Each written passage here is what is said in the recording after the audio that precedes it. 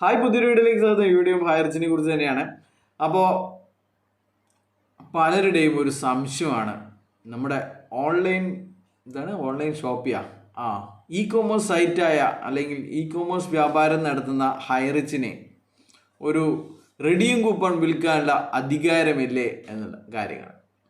അപ്പോൾ redeem coupon എന്ന് പറഞ്ഞു കഴിഞ്ഞാൽ ഒരു ആദ്യം പൈസ കൊടുത്ത് ഒരു കൂപ്പൺ വാങ്ങുന്നു, അല്ലെങ്കിൽ കമ്പനി കൂപ്പൺ ഫ്രീ ആയിട്ട് കൊടുക്കുന്നു. അതിന് നമ്മൾ കമ്പനി പൈസ കൊടുക്കുന്നുണ്ടാവും, പക്ഷേങ്കിൽ അത് നമ്മൾ ആവശ്യമുണ്ടെങ്കിൽ മാത്രം നമ്മളത് അതിൽ നിന്ന് സാധനങ്ങളോ സർവീസുകളോ ലഭിക്കുന്നു, അങ്ങനെയുള്ള ഒരു സംഭവമാണ്. അപ്പോൾ ഇത് ഹൈറിച്ചിന് അധികാരമുണ്ടോ എന്നാണ് ഈ വീഡിയോയിലൂടെ പരിശോധിക്കുന്നത്.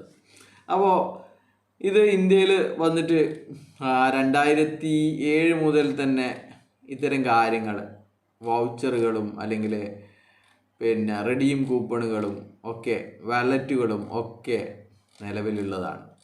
അപ്പോൾ ഇത് ആരാണ് നിയന്ത്രിക്കുന്നത് എന്ന് ചോദിച്ചു കഴിഞ്ഞാൽ RBI ആണ് ഇത് നിയന്ത്രിക്കുന്നത്. അപ്പോൾ ഇതിനു വേണ്ടിയിട്ട്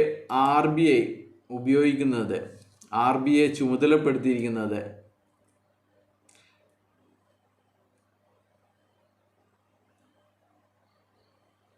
payment and settlement system act 2007 ആണ്. അത് പ്രകാരമാണ് RBI, അതിൻ്റെ സെക്ഷൻ 18 പ്രകാരമാണ് RBI ഇതിനു വേണ്ടിയിരിക്കുന്ന മാസ്റ്റർ ഡയറക്ഷൻസ് ഒക്കെ ഇറക്കുന്നത്. അപ്പോൾ ഇത് ലാസ്റ്റ് അപ്ഡേറ്റ് ചെയ്തത് നവംബർ 22 ഈ മാസ്റ്റർ ഡയറക്ഷൻസ് അപ്ഡേറ്റ് ചെയ്തിരിക്കുന്നത്. അപ്പോൾ അതിൽ എന്താണ് ഈ PPI, പ്രീപെയ്ഡ് പേയ്മെൻറ്റ് ഇൻസ്ട്രുമെൻറ്റ് എന്താണെന്ന് പറഞ്ഞിരിക്കുന്നത്. PPI are instrument that facilitates purchase of goods and services, conduct of financial services, enable remittance facilities etc. against the value stored in therein. അപ്പോൾ നമ്മുടെ ഒരു പ്രീപെയ്ഡ് ആയിട്ടുള്ള വൗച്ചറുകൾ, കൂപ്പണുകൾ അങ്ങനെയുള്ള വാങ്ങിയില്ലേ, അപ്പോൾ അതിൽ ഉള്ള പൈസയിൽ നിന്ന് ഒന്നിക്കൽ സാധനങ്ങൾ വാങ്ങാം, സർവീസ് നമുക്ക് ലഭിക്കാം, ഫിനാൻഷ്യൽ സർവീസ് നമുക്ക് അതിൽ ഏർപ്പെടാം, അല്ലെങ്കിൽ എന്തെങ്കിലും പൈസ അടച്ചു തീർക്കാൻ വേണ്ടിയിട്ട് നമുക്ക് റെമിറ്റൻസ് ഫെസിലിറ്റിക്ക് വേണ്ടിയിട്ട് ഈ കാര്യങ്ങൾ ഉപയോഗിക്കാം എന്നുള്ളതാണ്. അപ്പോൾ ഇത് തന്നെയാണ് സാധാരണ ഇന്ത്യയിൽ ഇത്തരം ആവശ്യങ്ങൾക്ക് തന്നെയാണ് ഈ കൂപ്പണുകൾ റെഡീം ചെയ്തെടുക്കുന്ന സംഭവങ്ങളൊക്കെ നമ്മൾ സാധാരണഗതിയിൽ ഉപയോഗിക്കുന്നത്. അപ്പോൾ ഇത് ആർക്കൊക്കെ ഇത്തരം റെഡീം കൂപ്പണുകൾ ഉപയോഗിക്കാൻ പറ്റും, അല്ലെങ്കിൽ ആർക്കൊക്കെയാണ് ഇത് ഇഷ്യൂ ചെയ്യാനുള്ള അവകാശം എന്ന് ചോദിച്ചു കഴിഞ്ഞാൽ പ്രധാനമായും ബാങ്കുകൾക്കും അതുപോലെ തന്നെ നോൺ ബാങ്കുകൾക്കും ഇത് ഇഷ്യൂ ചെയ്യാം എന്നാണ് RBI പറയുന്നത്.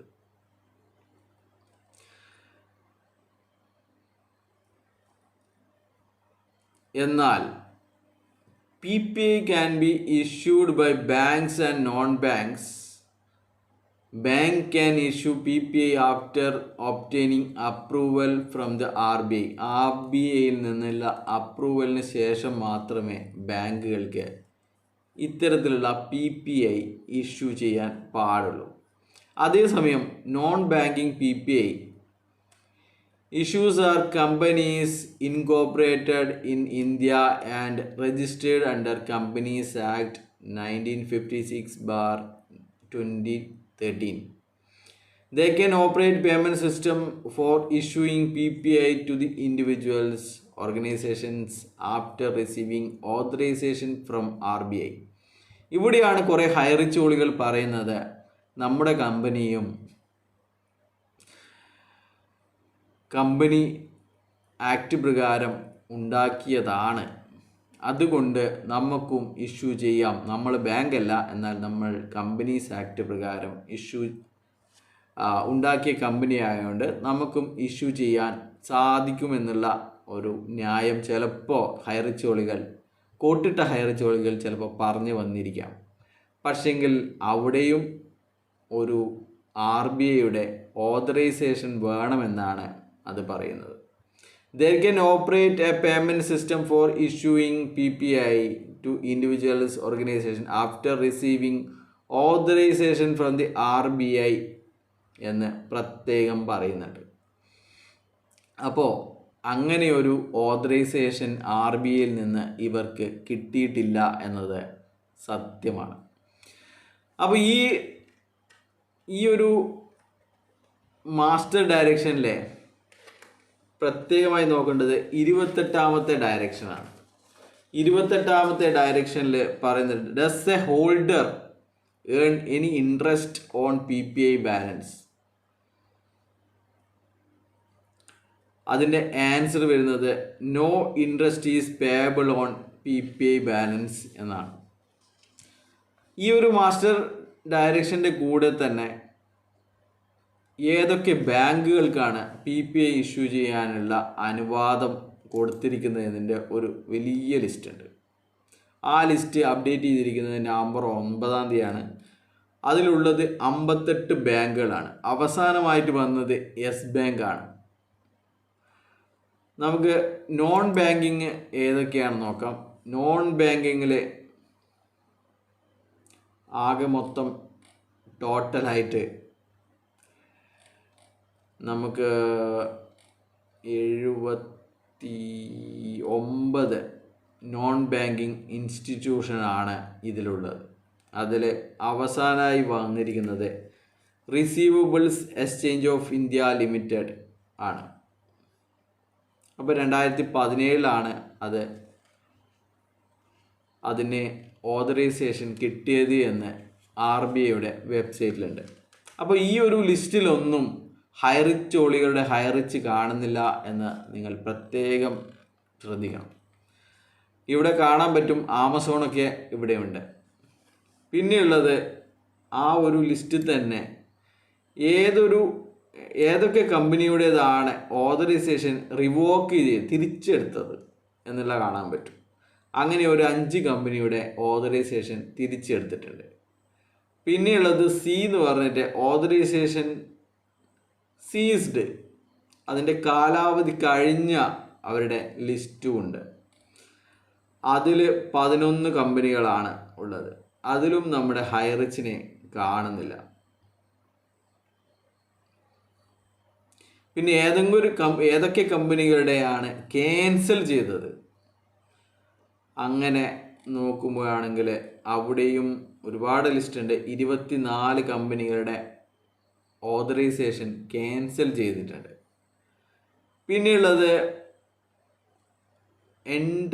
entities whose certificate of authorization to operate payment system have been cancelled as per regulatory requirement.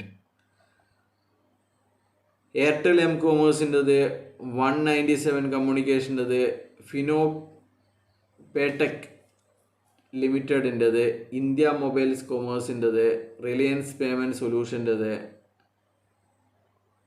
Quick Silver solution private limited എന്നിവരൊക്കെയാണ് ആ ലിസ്റ്റിൽ റെഗുലേറ്ററി റിക്വയർമെൻറ്റിന് വേണ്ടിയിട്ട് ക്യാൻസൽ ചെയ്തിരിക്കുന്നത്. ക്യാൻസൽ ചെയ്യാൻ വേണ്ടിയിട്ട് നടപടി എടുത്തുകൊണ്ടിരിക്കുന്ന കമ്പനികളുടെ ലിസ്റ്റിൽ ഒന്നും തന്നെയില്ല.